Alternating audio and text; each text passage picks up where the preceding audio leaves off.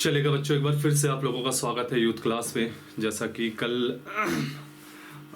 एक हम लोगों के बीच में चैटिंग हुई थी, मतलब कह सकते हैं कि शेयरिंग हुई थी, जिसके माध्यम से आप लोगों ने काफ़ी ऐसी बातें कही जिससे मुझे भी लगा कि हाँ यार, आप लोग बेसब्री से इंतजार करते हो। तो उसी बेसब्री के इंतजार से जो आपका पटवारी का पेपर आने वाला है, तो मैं सोच रहा हूँ कि आपकी बहुत सी चीज़ें रिवीजन करवा दूँ।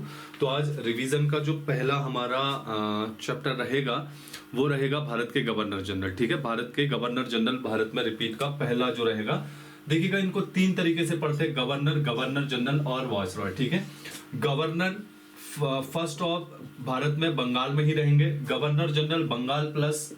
ठीक है, 1833 के बाद याद रखेगा कहाँ पे, भारत पे, भारत के गवर्नर जनरल। और वायसरॉय याद रखेगा 1858 की क्रांति के बाद जो 1858 का एक्ट आया, भारत परिषद अधिनियम, उसके माध्यम से जो ब्रिटेन की रानी थी उसने भारत में वायसरॉय का गवर्नर जनरल का पद समाप्त कर दिया, और वायसरॉय को यानी कि तब से बताया जाता कि ताज शासन की शुरुआत हुई थी, है ना। ये सब हुआ था, एक जल्दी वे में हम लोग पढ़ते, इतना समझ जाइएगा। आगे मैं आपको बताता हूँ गवर्नर जनरल। ठीक है, एक एक करके चलते हैं हम लोग। सबसे पहले गवर्नर की बात करते हैं, गवर्नर का इतिहास याद करते हैं। तो गवर्नर का इतिहास याद रखिएगा, प्लासी का जो युद्ध होता है, ठीक है, प्लासी का युद्ध जो होता है 1757 में भागीरथी नदी के तट पे। ठीक है, क्योंकि जो गंगा है वो कलकत्ता में दो धाराओं में फिर से बढ़ जाती है, एक हुगली और फिर दूसरी जो मेन धारा है भागीरथी कहलाती है। तो याद रखेगा, ठीक है, गंगा को फिर से पश्चिम बंगाल में जाके भागीरथी कहा जाता है। तो इसीलिए बड़ा इंपॉर्टेंट क्वेश्चन है कि यहीं पे इन लोगों ने क्या किया था, प्लासी का जो मैदान है इसी भागीरथी नदी के तट पे था। जब ये युद्ध हुआ था तो आपको पता होगा, ठीक है, सिराजुद्दौला वर्सेस लॉर्ड क्लाइव के बीच में हुआ था, है ना, लॉर्ड क्लाइव के बीच में हुआ था। और इस युद्ध में जो मीर जाफर था, समझ में ना, जो मीर जाफर था, ठीक है, मीर जाफर और मीर कासिम आपने सुने होंगे, बंगाल के थे, इसने सिराजुद्दौला को धोखा दे दिया। तो इस कारणवश जो है सिराजुद्दौला जो है प्लासी का युद्ध हार गया। और जैसे ही प्लासी का युद्ध हारा तो वैसे ही बंगाल में जो है गवर्नर का शासन शुरू हो गया। और प्लासी के युद्ध जीतने के साथ ही गवर्नर जो लॉर्ड क्लाइव था उसे भारत का पहला, लॉर्ड क्लाइव को भारत का पहला क्या बनाया गया, गवर्नर जनरल बनाया गया। रिपीट क्लास है इसलिए थोड़ा डेप्थ में नहीं जा रहा हूं, जल्दी जल्दी करते, ठीक है। तो पहले शासनकाल में ये पहला गवर्नर था, 1757 से 1760 तक बंगाल का पहला गवर्नर था। बच्चों, इसका ये एक अपने जीवन में क्लर्क था, याद रखेगा। क्या था बताइएगा, साधारण क्लर्क था ये बंदा, सब चीज लिखते रहिएगा, ठीक है, साधारण क्लर्क था। और इसे याद रखिएगा, धरती से उत्पन्न सैनिक भी बोला जाता है। धरती से, आसमान से या धरती से, आसमान से उत्पन्न, आसमान भी कह रखा, धरती भी कह रखी, ठीक है, उत्पन्न सैनिक कह रखा है, खासकर धरती से उत्पन्न सैनिक कह रखा है इसे। इसके अलावा देखिएगा, इसने 1751 में, ठीक है, कर्नाटक में अर्काट एक जगह पड़ती है, ठीक है। तो अर्काट में क्या था, इस टाइम पे डुप्ले जो था फ्रांसीसी गवर्नर, ठीक है, डुप्ले जो था फ्रांसीसी गवर्नर, इसने घेरा लगाया हुआ था। तो इसने क्या किया, डुप्ले के घेरे को तोड़ा और अंग्रेजों को यहां से भगाने में, जो फ्रांसीसी थे उनको भगाने में इसने अहम भूमिका निभाई।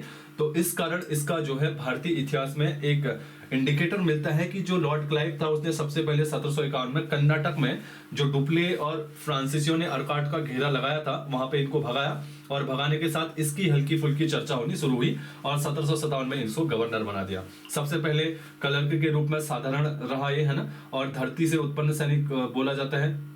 और 1751 में इसने कर्नाटक में अर्काट किया था। और दूसरी चीज याद रखिएगा, इसने एक शासनकाल गवर्नर के टाइम पे 1757 से 1760 किया, एक 1765 से लेके 1767, मतलब दो टाइम रहा, एक टाइम पीरियड पे ये रहा, दूसरे टाइम पे ये रहा, ठीक है।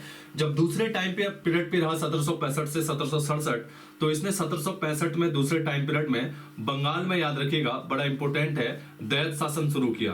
तो बंगाल में दैत शासन शुरू करने वाला व्यक्ति कौन था, लॉर्ड क्लाइव था, ठीक है, दूसरे शासनकाल के दौरान। इसके अलावा देखिएगा इसने क्या किया, जैसे ही ये जीता तो इसने क्या किया, बंगाल, ठीक है, बिहार और उड़ीसा में, याद रखेगा, उप दीवान नियुक्त किए। उप दीवान नियुक्त किए, बहुत ज्यादा इंपॉर्टेंट है, याद रखिएगा। बंगाल, बिहार, उड़ीसा में उप दीवान किसने नियुक्त किए है, क्वेश्चन आएगा तो आपका आंसर यही होगा, ठीक है। और इसने बंगाल में मोहम्मद रजा खां, लिख लीजिएगा, ये क्वेश्चन कई बार पूछ रखा है, बंगाल में मोहम्मद रजा खां को नियुक्त किया था, मोहम्मद रजा खां को नियुक्त किया था, लिख लीजिएगा, क्या, उप दीवान नियुक्त किया था, ठीक है। और बिहार के लिए सिताब राय लिखेगा, बिहार के लिए सिताब राय, सिताब राय कई बार पूछा जाता है, बिहार के लिए लिखेगा सिताब राय। और राय दुर्लभ जो था उड़ीसा के लिए लिख लीजिएगा, राय दुर्लभ की नियुक्ति की थी उड़ीसा के लिए। तो इसने अपने शासनकाल में, फिर से एक बात बता रहा हूं, अपने शासनकाल में 3 उप दीवान नियुक्त किए, बंगाल के लिए किया मोहम्मद रजा खां, बिहार के लिए किया सिताब राय, और उड़ीसा के लिए क्या किया, राय दुर्लभ किया था, ठीक है। लिखते रहिएगा, बहुत ज्यादा इंपॉर्टेंट है, याद रखिएगा।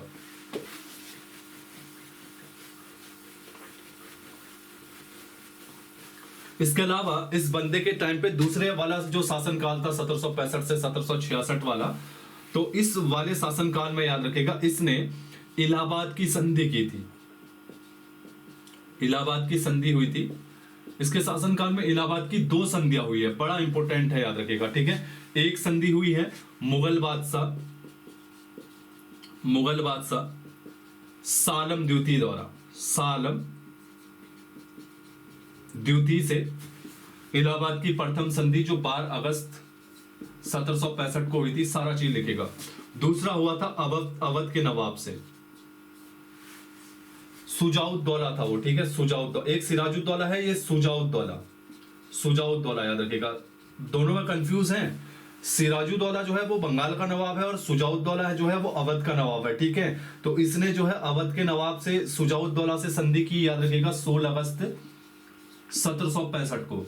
तो इलाहाबाद की 2 संधि हुई है, इलाहाबाद की प्रथम संधि और दूसरी संधि। इलाहाबाद की प्रथम संधि थी 12 अगस्त 1765 को सालम मुगल बादशाह के साथ, और अवध के नवाब के साथ सुजाउद्दौला के साथ 16 अगस्त 1765 को इलाहाबाद की दूसरी संधि।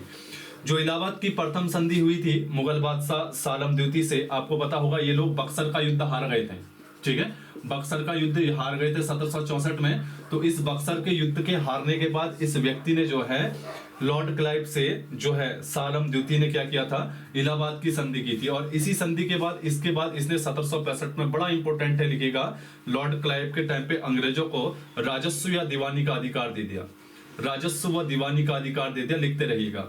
राजस्व और दीवानी का अधिकार कहां कहां दिया गया, ये भी लिख लीजिएगा, क्षेत्र कौन कौन से हैं, उड़ीसा, बिहार और बंगाल, ये 3 क्षेत्र है, याद रखिएगा, जहां जहां पे इन्होंने राजस्व का अधिकार दिया था, उड़ीसा, बिहार और बंगाल में, ठीक है। और जब 1765 में अंग्रेजों को राजस्व अधिकार या दीवानी अधिकार मिला, तब से ही इन्होंने क्या किया, उड़ीसा, बिहार और बंगाल से इनको अधिकार मिल गया कि आप लोग यहां से क्या कर सकते हो, राजस्व की वसूली या उगाही कर सकते हो, ठीक है। तो यही शासनकाल था, इस टाइम से मिला था इनको, याद रखिएगा, ठीक है, ये टाइम पीरियड था। तो इसके टाइम पीरियड पे ये चीजें समझ में आ रही होगी आपको, क्योंकि हमें फटाफट रिविजन करना है, ठीक है, क्योंकि आपका मोस्ट ऑफ यार कोर्स तो पता नहीं क्या होगा, लेकिन रिवीजन पूरा कर लेंगे हम, ठीक है। इस रिवीजन में सारे क्वेश्चनों को मैं अपडेट करवा दूंगा, जो जो इंपॉर्टेंट रहेंगे, ठीक है, कराऊंगा फटाफट, और फटाफट आपको भी चलना है, ठीक है। इसके टाइम पे याद रखिएगा 1766 में सबसे पहले भारत में श्वेत विद्रोह हुआ था, समझ में ना, श्वेत विद्रोह, भारत में श्वेत विद्रोह याद रखिएगा 3 बार हुआ था। सारी चीजें मेंशन कर लीजिएगा, मैं फटाफट कर रहा हूं, आप वीडियो को पॉज कर करके देख लीजिएगा। 3 बार श्वेत विद्रोह हुआ था, सबसे पहले 1766 में, ठीक है, फिर 1858 के आसपास में हुआ था, कैनिंग के टाइम पे, ठीक है। फिर एक श्वेत विद्रोह हुआ था 1882 के आसपास में, रिपन के टाइम पे, लॉर्ड रिपन के टाइम पे।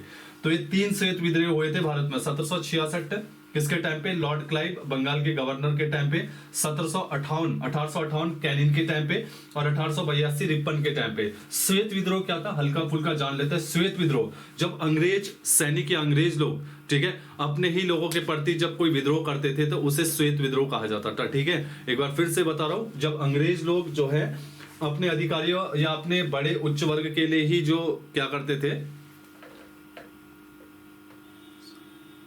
विद्रोह करते थे, तो उसे श्वेत विद्रोह कहा जाता है, ठीक है, उसको श्वेत विद्रोह कहा जाता है। और इसके टाइम पे जो श्वेत विद्रोह हुआ था वो भत्ते को लेके हुआ था, पहला श्वेत विद्रोह, ठीक है, सैनिकों के भत्ते को लेके हुआ था, याद रखेगा, 1766 में, ठीक है, ये लिख लीजिएगा।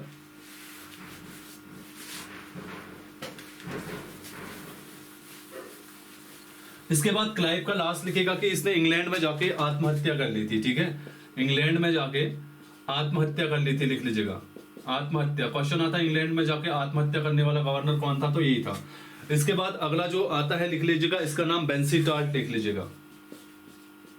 बेंसीटाल्ट का शासनकाल आता है दूसरा, 1760 से 65 के बीच में होता है। इसके टाइम पे एक चीज इंपॉर्टेंट होता है, बक्सर का युद्ध लिख लीजिएगा। बक्सर का युद्ध होता है इसके टाइम पे 1764 में। हम गवर्नर जनरल पढ़ रहे हैं, पहले बंगाल के गवर्नर पढ़ रहे हैं, ठीक है। तो बेंसीटाल्ट इंपॉर्टेंट है। इसके टाइम पे क्या हुआ था, बक्सर का युद्ध हुआ था 1764। फिर लिखेगा कार्टियर, कार्टियर लिखेगा 1769 से 1772 पर, ठीक है। और लिखेगा इसके टाइम पे आधुनिक भारत का पहला अकाल आया था, आधुनिक भारत का पहला अकाल आया था, लिख लीजिएगा पहला अकाल आया था इसके शासनकाल में, लिख लीजिएगा आधुनिक भारत का पहला अकाल आया था इसके शासनकाल में, ठीक है। किसके शासनकाल में, कार्टियस के टाइम पे। और बेंसीटाल्ट बहुत इंपॉर्टेंट है, इसके टाइम पे बक्सर का युद्ध हुआ था, ठीक है, 1764 में, लिख लीजिएगा सारी चीजें लिख लीजिएगा। बक्सर बिहार में पड़ती है, याद रखिएगा, ठीक है। इसके बाद अगला लिख लीजिएगा आप लोग, जो लिखना है आप लोग लिख लीजिएगा वॉरेन हेस्टिंग। वॉरेन हेस्टिंग के 2 बॉक्स बनाइएगा। वॉरेन हेस्टिंग, एक लॉर्ड हेस्टिंग भी होगा आगे, याद रखिएगा। ये वॉरेन हेस्टिंग है, ठीक है। लॉर्ड हेस्टिंग अलग होगा और ये वॉरेन हेस्टिंग है, याद रखिएगा। ये कौन सा है बंदा है, वॉरेन हेस्टिंग। अब देखिएगा इसके 2 शासनकाल पड़ते हैं, एक 1772 से लेके 1773 के बीच में, एक 1773 से लेके 1785 के बीच में 2 शासनकाल है। जो पहला शासनकाल है 1772 से लेके 1773 तक, इस शासनकाल में लिख लीजिएगा इसे बंगाल का अंतिम गवर्नर बोला जाता है, बंगाल का अंतिम गवर्नर बोला जाता है, लिख लीजिएगा इस वाले शासनकाल में, ठीक है। पहले वाले 1772 से 1773। और जो 1773 से 1785 वाला शासनकाल है, इस वाले शासनकाल में लिखेगा सबसे पहले 1773 में रेगुलेटिंग एक्ट पास किया गया, रेगुलेटिंग एक्ट पास किया गया, लिख लीजिएगा। इस वाले शासनकाल में सबसे पहले क्या किया गया था, रेगुलेटिंग एक्ट पास किया गया था। और इसी रेगुलेटिंग एक्ट पास करने के तहत जो था, याद रखेगा, बंगाल के ही गवर्नर जनरल को, बंगाल का बंगाल के अंतिम गवर्नर को, याद रखेगा, इस एक्ट के तहत बंगाल का अंतिम गवर्नर कौन था, वॉरेन हेस्टिंग, ठीक है। इस एक्ट के तहत बंगाल के अंतिम गवर्नर को ही क्या बनाया गया था, बंगाल का प्रथम गवर्नर जनरल। तो बंगाल का अंतिम गवर्नर जनरल और बंगाल का प्रथम गवर्नर जनरल, सॉरी, बंगाल का अंतिम गवर्नर, बंगाल का अंतिम गवर्नर और बंगाल का प्रथम गवर्नर जनरल कौन है, वॉरेन हेस्टिंग ही है, ठीक है। अंतिम गवर्नर के रूप में इसका शासनकाल था 1772 से 73, और जो आपका प्रथम गवर्नर जनरल के बीच में शासनकाल था वो 1773 से 1785 के बीच में, ठीक है। इसी बीच में रेगुलेटिंग एक्ट पास हुआ था, चलेगा। अब इतना आगे आपको, अब रेगुलेटिंग एक्ट के बारे में कुछ चीजें मैं आपको बता दूं, ठीक है। रेगुलेटिंग एक्ट जो 1773 में पास हुआ, इसके तहत 2 चीजें, पहली बार याद रखेगा, भारत में संवैधानिक एकीकरण, यानी कि एकीकरण, संवैधानिक एकीकरण की नींव पड़ी थी, लिख लीजिएगा। क्वेश्चन आता है भारत में संवैधानिक एकीकरण की नींव कब पड़ी थी, ठीक है। भारत में संवैधानिक एकीकरण की नींव पड़ी थी 1773 के एक्ट में। दूसरा लिखिएगा, इस एक्ट में 1773 के एक्ट में बंगाल में, सिर्फ बंगाल में या कलकत्ता में सुप्रीम कोर्ट खोलने की बात कही गई थी, ठीक है। तो बंगाल में याद रखेगा सुप्रीम कोर्ट खोलने की बात कही गई थी 1773 के एक्ट में, लेकिन खुला कब, ये भी इंपॉर्टेंट है, 1774 में वहां पे, ठीक है, पहला सुप्रीम कोर्ट खुला था बंगाल का। और इसके प्रथम जो सीजीआई थे, ठीक है, चीफ जस्टिस थे, वो थे, लिखेगा एलिजा एम्पे।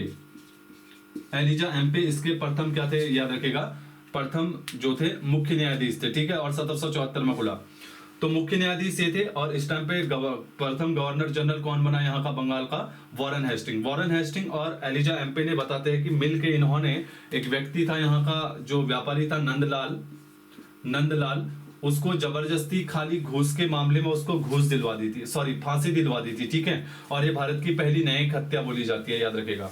पहली बार इस सुप्रीम कोर्ट बना 1774 में, अगर इन्होंने किसी को सजा सुनाई, एलिजा एम्पे और वॉरेन हेस्टिंग ने मिलके, तो वो नंदलाल एक व्यापारी का था भारत का, इसको सुनाई, क्वेश्चन पूछा जा सकता है। और ये भारत की पहली न्यायिक हत्या मानी जाती है, ठीक है, बहुत इंपॉर्टेंट है, लिख लीजिएगा, ठीक है। तो ये क्वेश्चन काफी इंपॉर्टेंट है, लिख लीजिएगा इसको, ये क्वेश्चन पूछा जा सकता है, याद रखेगा।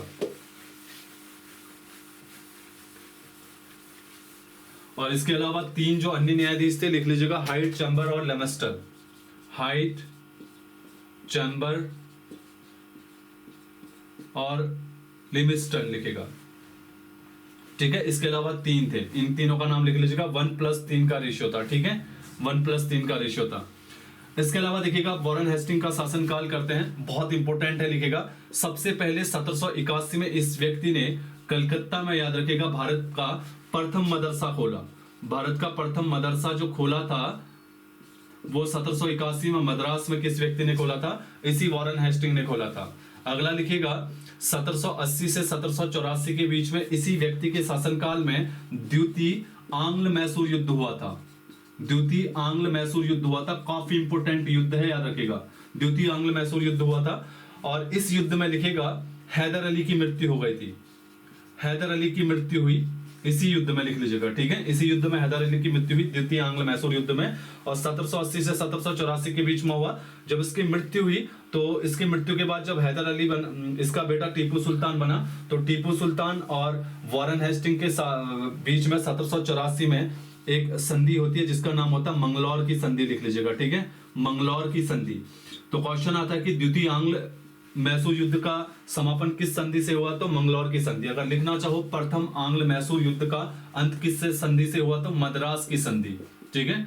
तो प्रथम आंग्ल मैसूर युद्ध का अंत हुआ मद्रास की संधि से, द्वितीय आंग्ल मैसूर युद्ध का समाप्त हुआ मंगलौर की संधि से, और द्वितीय आंग्ल मैसूर युद्ध का अंत हुआ श्रीरंगपट्टनम की संधि से। समझ में आया ना? ये संधियां पूछी जाती है, याद रखेगा। तो इंपॉर्टेंट है, 1780 से 1784 में द्वितीय आंग्ल मैसूर युद्ध, और इसी के टाइम पे याद रखेगा हैदर अली इसी द्वितीय आंग्ल मैसूर युद्ध में क्या हुआ था? मारा गया था। और इसी के शासनकाल में लिखेगा 1775 से 1782 तक, ठीक है, 1775 से 1782 तक लिखेगा द्वितीय आंग्ल मराठा युद्ध हुआ, ठीक है, नहीं सॉरी, आंग्ल सिख युद्ध हुआ। प्रथम है यार, द्वितीय नहीं है, प्रथम आंग्ल सिख युद्ध, प्रथम आंग्ल सिख युद्ध हुआ लिखेगा, प्रथम आंग्ल सिख युद्ध हुआ, ठीक है, 1785 से 1775 से 1782, और प्रथम आंग्ल सिख युद्ध का अंत हुआ लिखेगा 1782 में सालबाई की संधि से। बहुत बार पूछा गया है कि सालबाई की संधि किसके शासनकाल में हुई थी? Warren Hastings. और सालबाई की संधि से इनका किनके साथ जो है पहली संधि हुई थी? तो सिखों के साथ। तो प्रथम आंग्ल सिख युद्ध का जो अंत हो रहा है वो 1782 में सालबाई की संधि से हो रहा है, ठीक है। काफी इंपोर्टेंट क्वेश्चन है, बार बार पूछा जाता है, पहले बता रहा हूं, नोट डाउन कर लीजिएगा, ठीक है।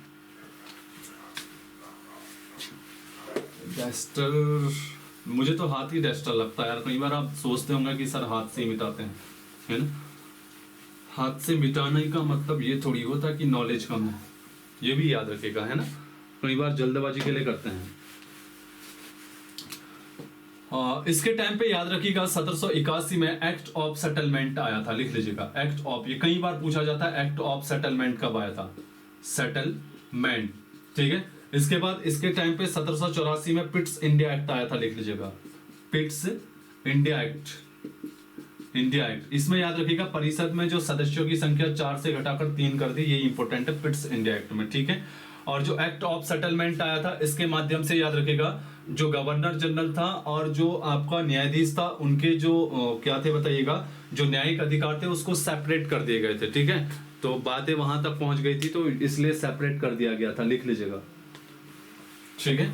समझ में आ रहा है ना? सारी चीजें रिपीट हो रही है, याद रखिएगा, ये रिपीटेशन है, सारी चीजें मेंशन करते लिखिएगा।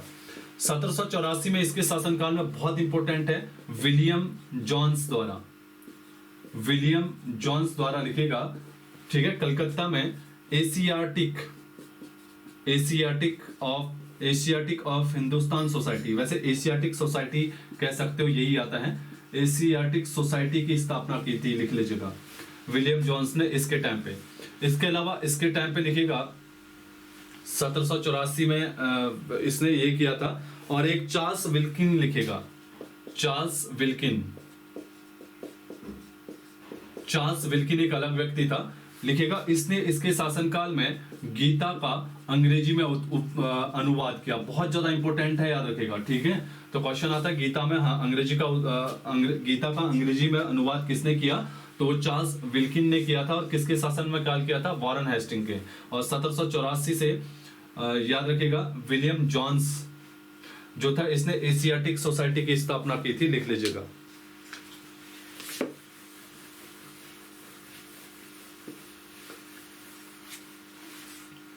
इसने याद रखिएगा भारतीय राज्यों को घेरने के लिए रिंग ऑफ घेरे की नीति अपनाई थी, लिख लीजिएगा। घेरे की नीति अपनाई थी। क्वेश्चन आता है कि घेरे की नीति किसके द्वारा अपनाई गई थी और किस लिए अपनाई गई थी? तो घेरे की नीति भारतीय राज्यों को ब्रिटिश साम्राज्य में मिलाने के लिए की गई थी और इसका उद्देश्य था भारत में ब्रिटिश साम्राज्यवाद का विस्तार करना, ठीक है। घेरे की नीति, रिंग ऑफ फायर, इसे फेस बोलते हैं, रिंग ऑफ फेस इसे बोला जाता है, रिंग ऑफ फेस, ठीक है। इसके अलावा याद रखिएगा इस व्यक्ति ने जो इनका जो वो था, मतलब खजाना था, ठीक है, जिसे आप क्या कह सकते हो यार, मतलब कोषागार, ठीक है। इसने जो कोषागार था, याद रखेगा, इनके शासनकाल में वो मुर्शिदाबाद से, ठीक है, मुर्शिदाबाद से ट्रांसफर कर मुर्शिदाबाद से कलकत्ता स्थानांतरित किया। बहुत ज्यादा इंपॉर्टेंट है, ये क्वेश्चन पूछा जा सकता है। कलकत्ता से इसने क्या किया था, ठीक है, मुर्शिदाबाद से कलकत्ता इसने अपना कोषागार स्थापित किया था और रिंग ऑफ फेयर की नीति को इसने अपनाया था, घेरे की नीति को। काफी इंपॉर्टेंट है, लिख लीजिएगा। और याद रखिएगा कलेक्टर का जो पद जनरेट किया था ना भारत में, कलेक्टर, देखिएगा डीएम को दो नाम से जाना जाता है, एक कलेक्टर, एक मजिस्ट्रेट। तो इसलिए डिस्ट्रिक्ट मजिस्ट्रेट इसे बोलते हो और इसे कलेक्टर भी बोला जाता है, ठीक है। तो कलेक्टर का पद जो है इसी के द्वारा बनाया गया है भारत में, याद रखिएगा, पहली बार, ठीक है। समझ में आया? वॉरेन हेस्टिंग काफी इंपॉर्टेंट पर्सनैलिटी है, सारी चीजें याद कर लीजिएगा। इतना मैं डीप में अभी टाइम है नहीं, वरना मैं बहुत डेप्थ में बढ़ा देता, आपको पता है इन चीजों को, है ना। लेकिन अभी हमें फटाफट क्या करना है, रिपीटेशन करना है, ठीक है। अब पढ़ते हैं लॉर्ड कॉर्नवालिस, ठीक है। लॉर्ड कॉर्नवालिस 1785 से लेके 1793 तक ये एक रिटायर्ड सैनिक था, याद रखिएगा। वॉशिंगटन के साथ इसने युद्ध लड़ा था और उस युद्ध में वॉशिंगटन की जीत हुई थी और उसी कारण जो अमेरिका स्वतंत्र हुआ था, ऐसा बताया जाता है, ठीक है, इतिहास में। और ये काफी डिप्रेशन में आया था, बाद में अंग्रेजों को जरूरत थी सैनिक की, तो ये लाए। सबसे पहले याद रखिएगा भारत में नागरिक सेवा का जनक, लिखेगा, लिखते रहिएगा, नागरिक सेवा का जनक भारत में इसे बोला जाता है। पुलिस सेवा का जनक, पुलिस सेवा का जनक, ठीक है। अगला लिखेगा सिविल सेवा का जनक, क्योंकि सेना से था तो तीन है, कई बार कंफ्यूज होते हो। नागरिक सेवा का जनक भी यही है, पुलिस सेवा का जनक भी यही है और सिविल सेवा का जनक भी यही है, लिख लीजिएगा, ठीक है। हुआ इतना। इसके अलावा इसने लिखेगा कॉर्नवालिस कोड बनाया था, कॉर्नवालिस कोड, ठीक है, जिसके तहत इसने लिख लीजिएगा न्यायिक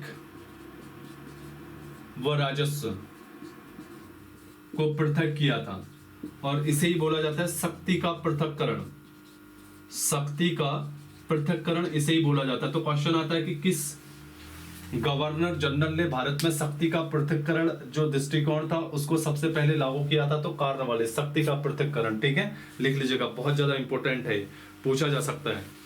इसके अलावा कॉर्नवालिस के टाइम पे लिखिएगा 1790 से लेके 1792 के बीच में लिखेगा, ठीक है, तृतीय आंग्ल मैसूर युद्ध, तृतीय आंग्ल मैसूर युद्ध हुआ था, लिख लीजिएगा, मैसूर युद्ध हुआ था तृतीय आंग्ल इसके टाइम पे, ठीक है। और इस दौरान लिखेगा इस युद्ध का अंत श्रीरंगपट्टनम की संधि से हुआ था, ठीक है। और टीपू सुल्तान की श्रीरंगपट्टनम राजधानी थी, याद रखिएगा, बहुत इंपॉर्टेंट है। मैसूर की राजधानी इन्होंने श्रीरंगपट्टनम को ही बनाया था। और तृतीय आंग्ल मैसूर युद्ध का अंत जो है लॉर्ड कॉर्नवालिस के टाइम पे श्रीरंगपट्टनम की संधि से हुआ था, ठीक है, काफी इंपॉर्टेंट है। टीपू सुल्तान को भारत में रॉकेट का जनक बोला जाता है ना, बोला जाता है कि नहीं बोला जाता, बताओ, काफी इंपॉर्टेंट है, याद रखिएगा। और ये जैकोबिन क्लब का सदस्य था, जैकोबिन क्लब फ्रांस का क्लब था, ठीक है, जिसमें नेपोलियन का प्रभाव ज्यादा था। और इसने, याद रखिएगा, एक स्वतंत्र वृक्ष की स्थापना की थी नीचे अपने राजधानी श्रीरंगपट्टनम में। उसी उपलक्ष्य में इसने रॉकेट छोड़े थे, तो वहीं से भारत में रॉकेट का जन्मदाता भी बोला जाता है इसको, ठीक है, याद रखिएगा, काफी इंपॉर्टेंट क्वेश्चन है। इसके अलावा देखिएगा 1793 में लॉर्ड कॉर्नवालिस ने भारतीय इतिहास में स्थायी बंदोबस्त को जो है लागू किया था, ठीक है, स्थायी बंदोबस्त को लागू किया था, ठीक है। स्थायी बंदोबस्त का थोड़ा बता भी देता हूं क्योंकि पूछा भी जाता है। स्थायी बंदोबस्त के अन्य नाम लिखेगा इस्तमरारी, ठीक है, दूसरा नाम लिखेगा मालगुजारी और तीसरा नाम लिखेगा बिस्वेदारी। ये तीनों ही नाम जो है स्थायी बंदोबस्त के लिख लीजिएगा, ठीक है। परमानेंट सेटलमेंट के, हालांकि परमानेंट सेटलमेंट तो क्या था, खैर स्थायी बंदोबस्त इसे नाम लगाया जाता है।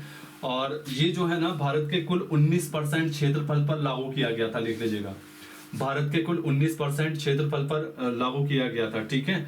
इस्तमरारी का मतलब होता है जमींदार, इस्तमरारी का ठीक है, इस्तमरारी, मालगुजारी या बिस्वेदारी इसको बोला जाता था। स्थायी बंदोबस्त भारत के 19% पे लागू था।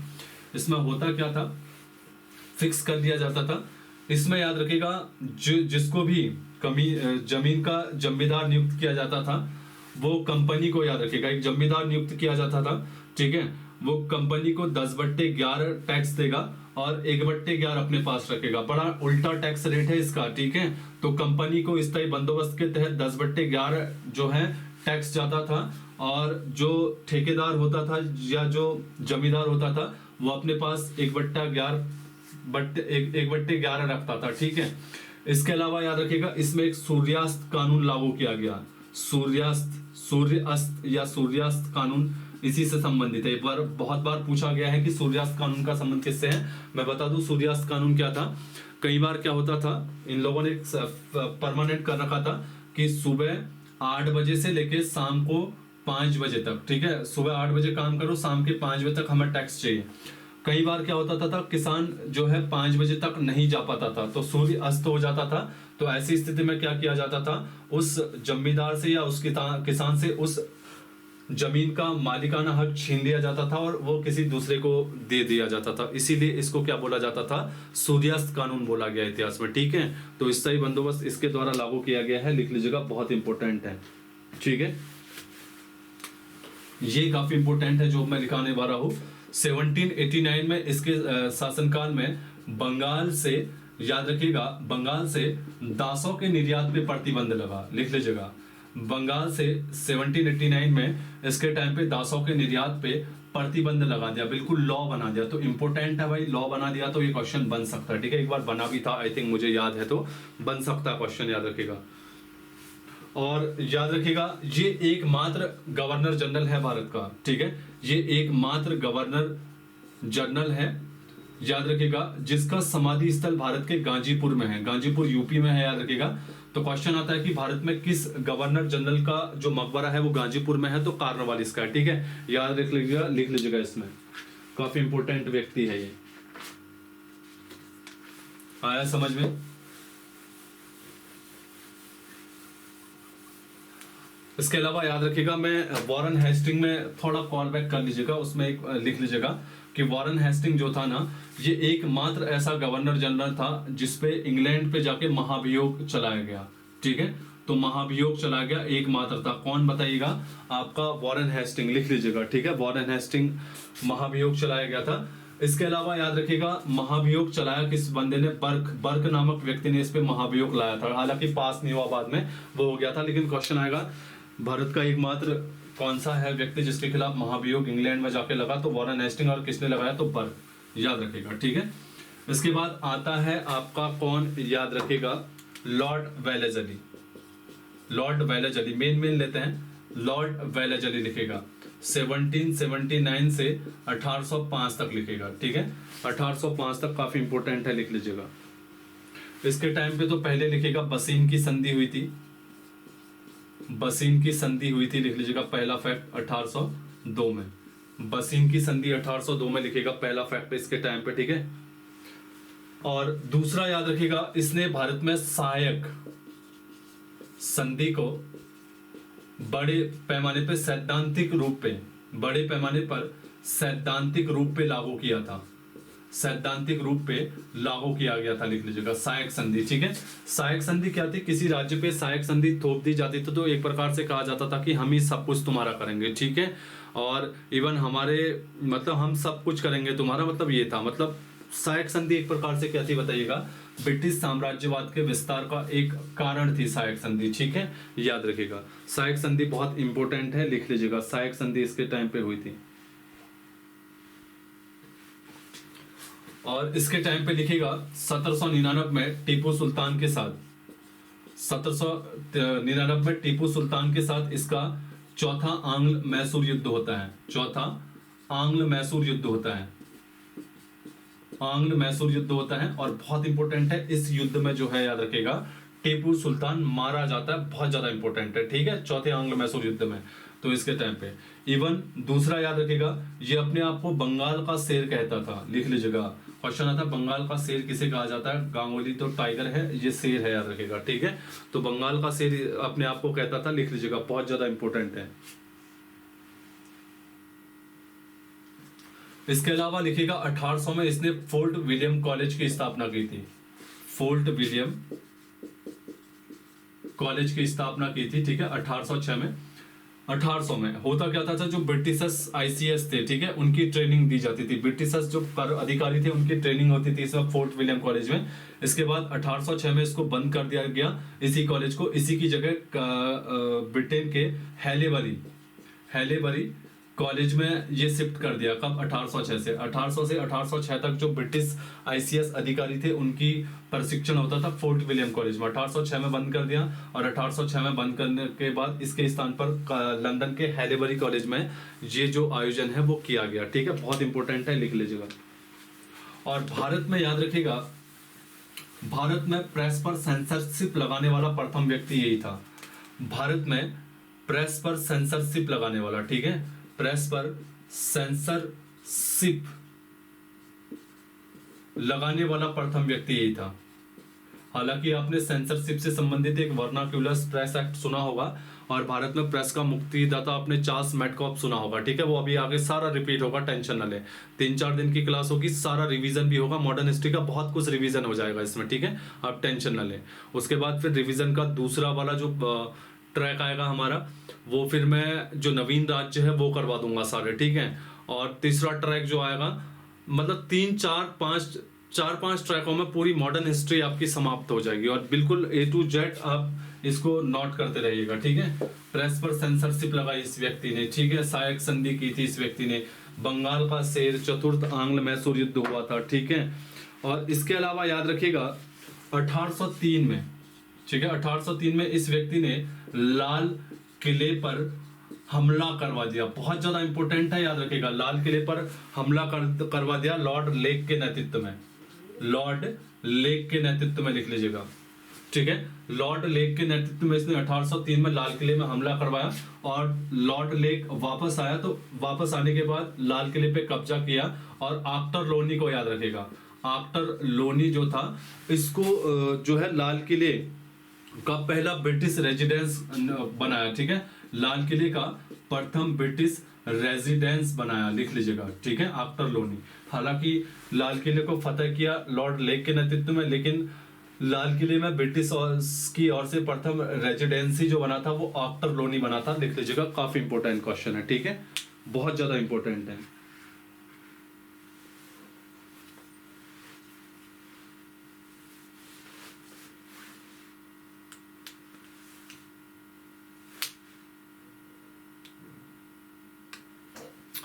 और एक इंपॉर्टेंट लिखेगा 1802 में इसने पांडिचेरी को, ठीक है, पांडिचेरी को फिर से पुनः फिर से फ्रांसीसियों को दे दिया था।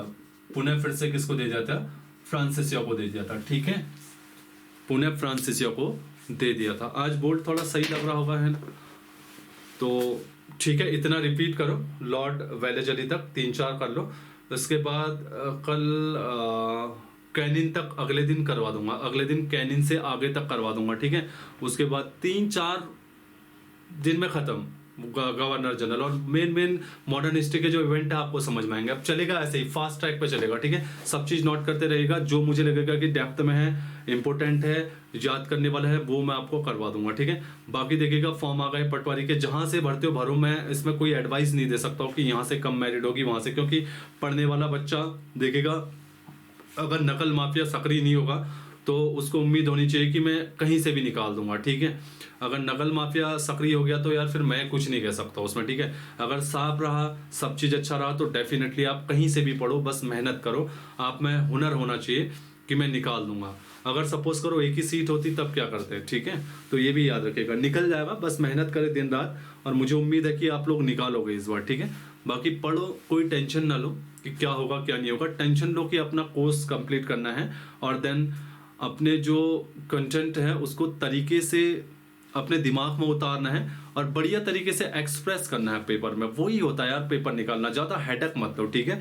एक बढ़िया तरीके से पढ़ो, कोई टॉपर है, कोई कुछ है, डजंट मैटर, आप भी बन सकते हो, ठीक है। बस आप में ये नहीं है कि मैं आगे बढ़ सकता हूँ, तो डरो मत, ठीक है। डर के आगे जीत है बोलते हैं, याद रखेगा। तो वही है कि जितना ज़्यादा लोहा पिटता है उतना ज़्यादा चमकता है, आपने सुना होगा, है ना, वो बहुत इंपॉर्टेंट है। जितना ज़्यादा घिसोगे उतने ज़्यादा चमकोगे भी, है ना। और याद रखिएगा पढ़ाई का कोई शॉर्टकट नहीं होता बच्चों, आप समझ रहे हो कि शॉर्टकट होता ही होता है, नहीं होता है। जिनको टाइम हो गया, जिनने 2.5-3 साल हो गया, मैं एक बात बताऊँ, आप इसी टाइम पे फिर मात खाते हो। आप revision time to time, update to update करते रहे, जितना रिवीजन करना है, ठीक है। और बाकी देखिएगा मैं रिवीजन करवा ही रहा हूँ, अब पटवारी तक लगातार रिवीजन क्लास ही आएंगी, अब कोई नई क्लास नहीं आएगी। वो उत्तराखंड का भी रिवीजन होगा, हिंदी का भी होगा और मोस्ट ऑफ जीएस का रिवीजन होगा। अब गवर्नर जनरल सारे पढ़ा देता हूँ, सारों का रिवीजन करवा देता हूँ 2-3-4 क्लासों में। मतलब उसके बाद फिर आपका नवीन राज्यों का करवा दूंगा, फिर मुगल काल में कुछ बहुत शासक है वो करवा दूंगा, दिल्ली सल्तनत करवा दूंगा। मतलब 8-10 क्लासों में हिस्ट्री रिवीजन हो जाएगी। और उसके बाद फिर 8-10 क्लासों में हमारे पास कितने दिन बचे हैं, अभी 2 महीने तो है ही, 60 दिन है, तो 10-10 दिन लेके चलो हर सब्जेक्ट का, तो फिनिश हो जाएगा, ठीक है। जल्दी जल्दी रिवीजन करवा दूंगा जितना भी टाइम लगेगा। मोस्ट ऑफ कोशिश करूंगा कि रिवीजन फटाफट करवा दूं, तो आगे गवर्नर जनरल आगे और रिवीजन करवाऊंगा, टेंशन ना ले। काफ़ी अच्छे नोट्स भी बना ले यार, मैंने सुबह कोचिंग में पढ़ाता हूँ तो बहुत अच्छे नोट्स बना ले इस बार, और टाइम से भी, क्योंकि वहाँ थोड़ा डेप्थ में भी पढ़ाता हूँ ना, आपको इतना नहीं पढ़ा सकता क्योंकि डेप्थ में पढ़ाऊंगा तो हमारी गवर्नर जनरल न जाने कब खत्म होंगे, उन्हें थोड़ा वो भी बताना पड़ता है। तो आप लोग नोट करते रहिएगा, फटाफट लिखते रहिएगा और जो है रिविजन करते रहेगा, बहुत ज़रूरी है, ठीक है। बाकी देखिएगा मैं मोटिवेशन जरूर दूंगा, थोड़ा समय आने दो, मेरा भी पेपर है तो मुझे, मैं अभी जस्ट आप देख रहे हो कैप ये जैकेट ऐसे ही उठ के जैसे ही आया, काम कर रहा था, सीधे क्लास के आया। मुझे आप यकीन नहीं करोगे, आज मैं सुबह से बैठा हूँ, आपको यकीन नहीं आ रहा होगा, मैंने ना तरीके से ना मतलब मुंह भी नहीं धोया, आप यकीन नहीं करोगे। मतलब बेफुर्सत हो जाते हैं कई बार, आप लोग सोचते हो ना, फिर भी मैंने कहा यार चलो मैंने देना है क्योंकि कल आपसे वादा किया तो मैं छोड़ नहीं सकता हूँ, मजबूरी तो है ही भैया। तो कोई टेंशन नहीं, पर क्लास देंगे, है ना।